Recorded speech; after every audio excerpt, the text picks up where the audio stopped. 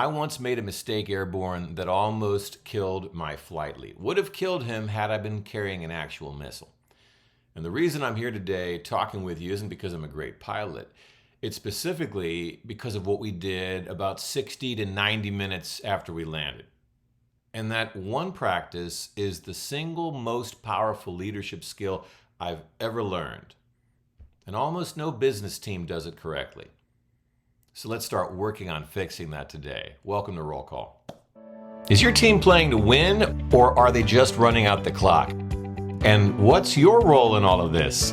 Fellow leaders, welcome to Roll Call with Cujo, a place for leaders who want to win bigger. Let's together get ready, let's prepare. Let's go. Okay, friends, Roll Call is back. It's a new day, slightly different name, same mission. And here's really what has happened. Got a little bit busy, focused on building a whole bunch of new things. Realized, though, that as I was working on, and as our team has been working on so many super cool things, that this is actually necessary to help us in the building of the cool things. We've got to stay connected. You and I have got to stay connected on the things that got us all fired up and connected to begin with. And so anyway, it's taken a minute, but we're back. And for all of you who are new, welcome. You're catching us at a great time. We've got so much coming your way. And this is the way that we're going to get connected and stay connected as we start launching all of the things that are happening. And the short story is this used to be called Friday Roll Call.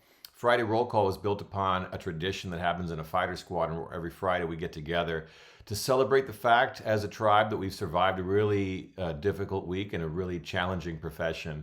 But at Friday Roll Call, we also share stories of learning from that week so that all of us as a tribe can learn from each other's successes and failures to be able to spark, hopefully, having a better week the following one. And so that's kind of where this thing came from. Good. And what it is that we usually do in this forum, previously Friday Roll Call, now Roll Call with Cujo, is to dig into the concepts that we've taught by way of our workshops, our keynotes, our breakout sessions, the Top Gun Teamwork Program, and everywhere else where you and I and my teammates have connected. And today's sort of big idea is that the debrief is the highest leverage leadership habit that exists. Highest leverage, biggest thing that we can do. And I say this as somebody that's been passionate about this process for many decades now, somebody that has had direct exposure with the best debriefs on the planet, those led in the F-15 community by people that have been doing this, built upon a foundation that started in World War I, the same framework done over time, over and over and over and over again, dialed into the point where we've got psychological safety. We are absolutely vulnerable always. We're there to learn our way into a better tomorrow always. And by doing this and practicing it so effectively and so repeatedly, we've really learned how to lead a team effectively. And I think that's why you're here. Like, the ambition for all of us, regardless of whether or not we're formal leaders, is to be able to lead a team effectively. And some of you are coming to this from the standpoint of, I'm a spouse with children. Some of you are coming to this from the standpoint of, I'm a coach of a kids sporting team. Some of you are coming to this from the standpoint of, hey, I'm a junior employee in company X, but someday I'd like to potentially lead a team around here. And even right now, even though I'm not a formal leader, I do have influence. I do have the ability to think like a leader, and anything that I can do to up that game is a good. So my central contention today is that the debrief, the whole skill set associated with it, is the single biggest piece that all of us could benefit from learning and applying in order to lead effectively. And that's what I want to talk about today. And as you know, based upon what either my teammates or I have shared with you to this point, is it's all about frameworks. Like, truly, the thing that we rely on as fighter pilots to get us through the challenges, the disruption, the chaos, the scrambles, the, oh my gosh, the alert horn just went off. We got to race out to the airplanes. We're not exactly sure what's going on. We're going to get our instructions in the sky, is a series of frameworks that help us to lead confidently and to team very effectively. So I want to talk about, and for many of you, this is just a review, but it's an important one. I want to talk about the debrief framework. And the debrief framework is a simple one. It's stunningly simple that I would say usually gets misapplied. And usually that's a strong term, but it's been my experience, even in a group of learners where they're getting exposure to this over the course of many hours, same day, multiple different scenarios, or over the course of many weeks, we still make the same mistakes. And the biggest mistake is to not enter accountability, not enter the debrief correctly. And so what we need to understand is that every debrief should start with a reminder of, hey, what was the mission? What were the objectives? And what was the game plan? And this is important to make sure that everybody is locked in and caged on what it is that we're trying to do. And this idea of being locked in, it's important for us to understand, because if you think about it, if you've been part of a mission that didn't go well, maybe you lost a huge long-standing client and tied to that a bunch of revenue, or maybe you were the person who led the event that was a, dare I say, epic failure, or whatever, something bad has happened. Usually when things go poorly, emotions get out of whack, and when emotions start to get out of whack, then we don't actually have the capacity even to learn effectively. So what we want to do here is to start working on getting the emotions, the negative emotions specifically, out of the debrief room. And that starts by recaging the brain around what were we trying to accomplish and how did we define success. And that's always going to be a reaffirmation of what was the mission. Mission was a world-class event. Mission was a sales meeting. Mission was something simple.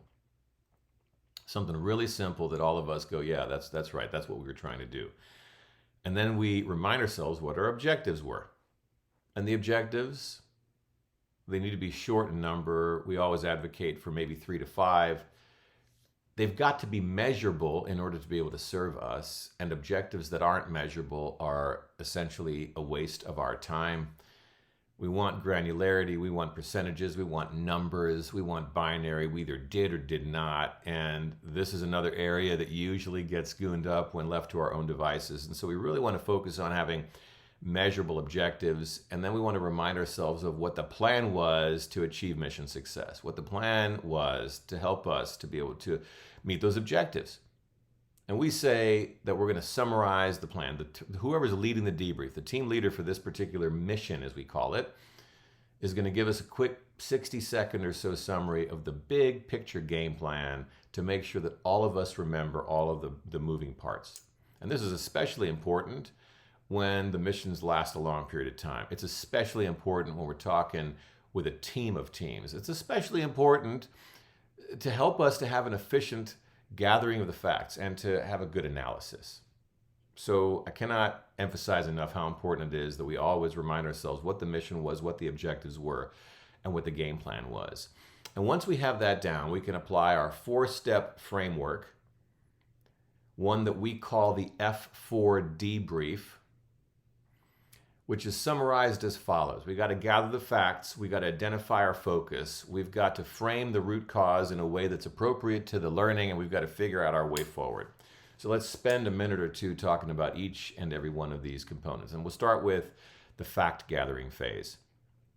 And this is so important because we need to gather the full truth, or at least the really close to full truth in order to be able to have an effective analysis. And in order to do that, we have to, as leaders, get past the idea that we know exactly what happened.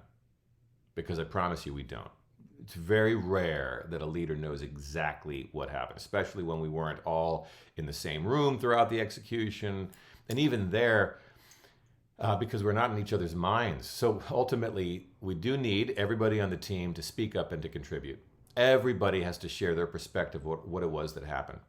And what we find is there's such richness in this part of the process. But it won't happen if we just assume that everybody knows what took place. And assumptions are bad, especially in a debrief, so we can't fall victim to that, although we often do. And that's the first point about the fact gathering that I'll mention. The second point is that we can't judge, we can't ridicule, we certainly can't make an assessment about somebody's fact, because when we do that, then we prevent anybody from wanting to contribute anything else. In fact, in a team setting, if we start to judge, if we start to call out or make comments about people's facts, it's an almost guarantee that everybody else on the team is going to clam up and withhold. And that will make the analysis really, really poor. And so we don't want to do that. So we have to learn how to tamp down the inclination to judge others while they're sharing and learn to just go, hey, appreciate that. Thank you very much, and move on. And then the final piece that I'd offer about the fact gathering phase of the debrief is this is where we need to spend the preponderance of our time. We need to spend probably 60% of our time here, only to make sure that the follow-on analysis is correct. And one of the things we need to understand as we get familiar with this process is the fact gathering phase of the debrief is always open. So even though we might have said, all right, we've got all the facts on the table, I think we've got it all dialed in, we can still come back to it as new facts reveal themselves in the midst of our root cause analysis, which happens from time to time. That's perfectly okay. Good. So with the facts on the table, and we always advocate for capturing these in some sort of visual format, either writing them on a whiteboard or typing them into something that everybody can see, we now move on to the focus phase. And the focus of a debrief is simply the one big question that we're here to answer. And the focus is always tied to the accomplishment of our objectives. And if there's a big overarching objective, for instance, our example in the workshop always, sell 5 widgets in 5 days. The focus question needs to be, why did we meet or exceed this objective? Or the opposite of this, why didn't we meet the selling 5 widgets objective? And it seems so stunningly simple, but when I review the homework that people turn in our programs, when I see the way that people are applying this, I see that it's not done that way. So I really need everybody that's listening to this roll call episode to hear me clearly. The focus question needs to start with the word why. It needs to end with a question mark, and I need to ask the question, why did we or did we not achieve our objective? And this is so, so vitally important. And as we get more sophisticated with this approach, we can even have sub-focus questions. But for right now, and it's been my experience, we really need to focus on the basics. We need to just concentrate on a focus question that starts with the word why, ends with a question mark, and examines why we did or did not achieve our big overarching objective. And if we've done that correctly, we're now halfway through a 4-part process that's designed to help us as a team to learn our way into a better outcome next time. And in order to get there, we've got to do some analysis around the facts, and the analysis is a root cause analysis as to why, the fundamental why we did or did not achieve our objective. And root cause analysis is something that, it surprises me, isn't as universally practiced in business as it is in a fighter squadron. So for those who do use root cause analysis, this is really, really easy. The most common version of root cause analysis on the planet, I think, is 5 whys. The process of asking why a sufficient number of times to get to a satisfying substantive answer. Got a couple of issues with 5 whys. One issue is that it's usually context free. It can be very clinical and sterile. And we need to seek to understand the context within which people made decisions in order to give them credit, even if they've made a bad decision for sometimes, that bad decision being the best decision that they are equipped to make given the circumstances. That's there to help them to learn. So we've got to learn to be empathetic in this. We've got to seek to understand the context and give people credit for making even a bad decision if it was the best decision that they could make. Another issue that I have is the question why. It usually triggers defensiveness. So we need to be considerate of that, and we need to try to mitigate that. I don't typically ask why.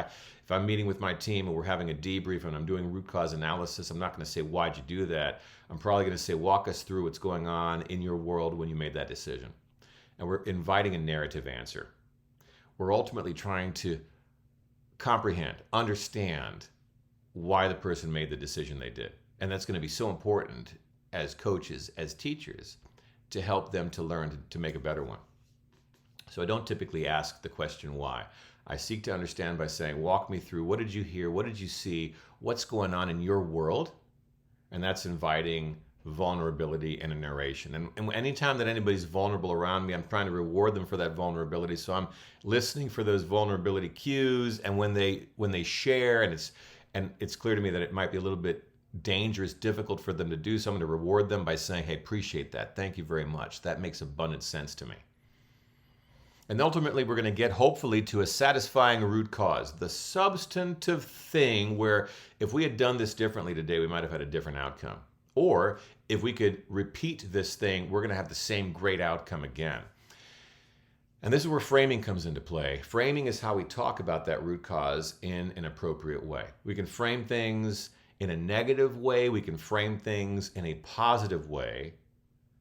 Perhaps in the future, I'll do a roll call with Cujo episode on the way that framing works. But ultimately, it's a leadership decision. It's a choice as to how we want to frame the circumstances. I remember a debrief back when I was a fighter pilot where I made a huge egregious mistake.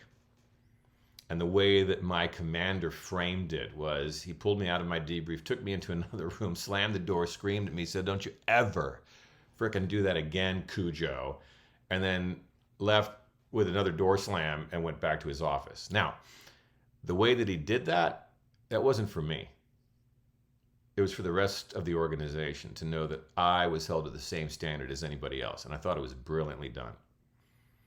I wouldn't probably use that technique on everybody. It's a case-by-case scenario. A lot of times the framing is positive. Hey, do you realize, friend, that we were one decision away from victory today? That's a positive frame on the heels of a failure that might help inspire somebody to make a better decision the next time. Ultimately, framing of the root cause is the third step of this approach. And all of this, the analysis, the fact gathering, the identification of our core question, the root cause analysis and how we frame it, it's all a setup for our way forward. What are we going to do next time to help us to be confident that we're going to win? And that's where the root cause analysis comes in so handy. If we've done this thing the right way, we've identified the steps that had we taken them today would have prevented today's outcome from happening, or we identify the steps that because we did them today allowed us to win. Hey, those are the things that we want to carry forward into the next plan so that we plan better and continue to succeed if we won today, or so that we can bounce back from today's loss and win tomorrow. And the whole concept here, the whole mental concept is I'm going to assume positive intent for my teammates. They're trying to win. I'm going to give them credit for that.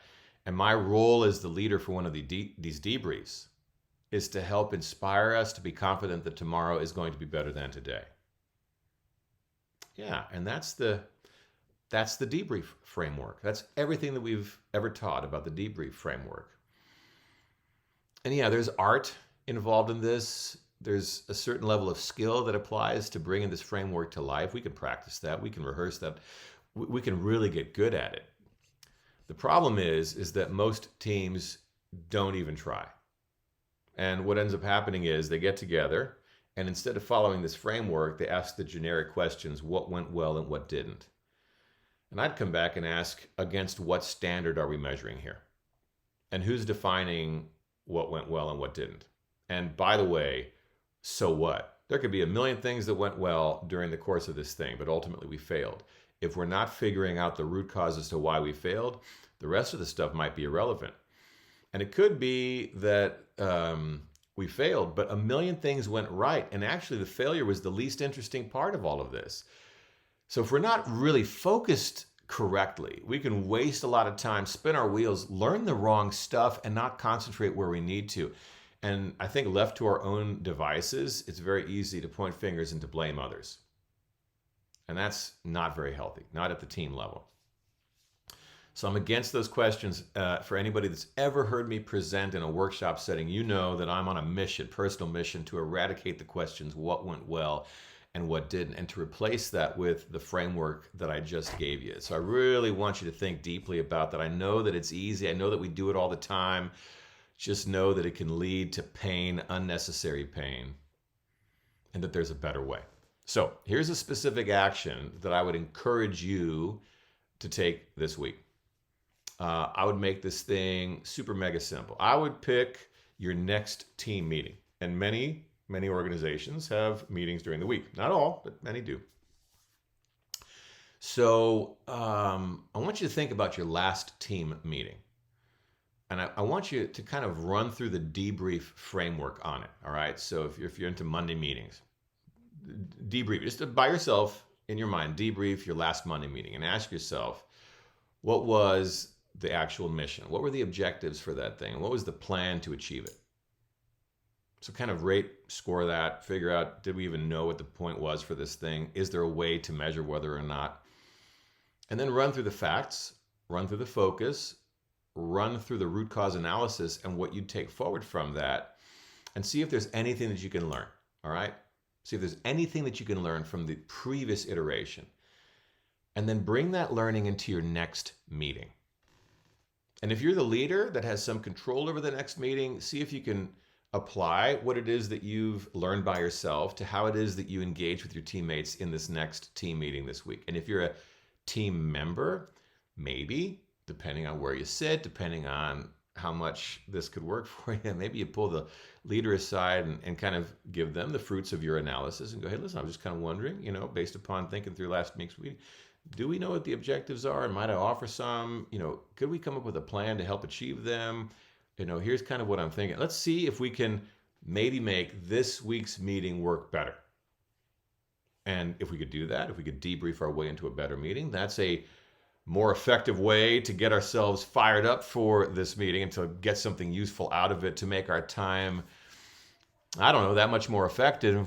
If we can start there, we can scale the process towards other things. Okay, so there's the rehack at roll call. There's a message that all of us can do something with, and then know that there's going to be plenty more of these coming. It's my ambition to run this every single week. All right, so expect that next week we're going to probably talk about standards. I think standards are an opportunity for growth for all of us. And so what I'd ask you to do right now is to subscribe, set your notifications, and then share this with one leader who needs this. And know that I look forward to seeing you again here, same channel next week.